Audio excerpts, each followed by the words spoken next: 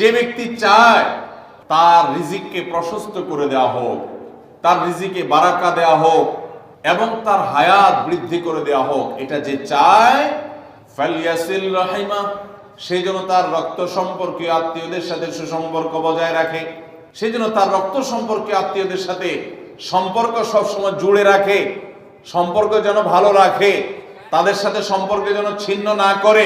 তাহলে সেক্ষেত্রে তার হায়াত এবং তার রিজিকের মধ্যে বরকত দেওয়া হবে, কল্যাণ দেওয়া হবে, লিপিবদ্ধ করা হবে, এই ফয়সালা তার জন্য করা হবে। এই হাদিস থেকে বোঝা যায় যে আমাদের হায়াত, আমাদের রিজিকের মধ্যে বরকত হবে, কল্যাণ হবে, ভাগ্যে নসিবে ভালো কিছু আল্লাহ তাআলা দিবেন যদি আমরা রক্ত সম্পর্কীয় আত্মীয়দের সাথে সুসম্পর্ক বজায় রাখি। আজকাল আমাদের সমাজে অনেক মানুষ আছেন যে নামাজ রোজা করেন, ওয়াজ মাহফিলে যান, কোরআন তেলাওয়াত করেন, জিকির আজকার তাসবিহ তেলাওয়াত করেন, কিন্তু নিজের রক্ত সম্পর্কীয় আত্মীয়দের সাথে সম্পর্ক ভালো নেই। আছে না নাই?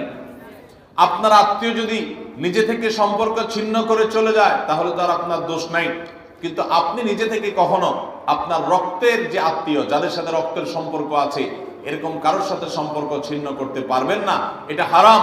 নবী করিম সাল্লাল্লাহু আলাইহি ওয়াসাল্লাম বলেছেন, যে ব্যক্তি আত্মীয়তার সম্পর্ককে রক্ষা করবে আল্লাহ তাআলা তাকে রক্ষা করবেন, যে আত্মীয়তার সম্পর্ক ছিন্ন করবে, তাকে ত্যাগ করবে, আল্লাহ তাআলা ওই ব্যক্তিকে ছিন্ন করবেন।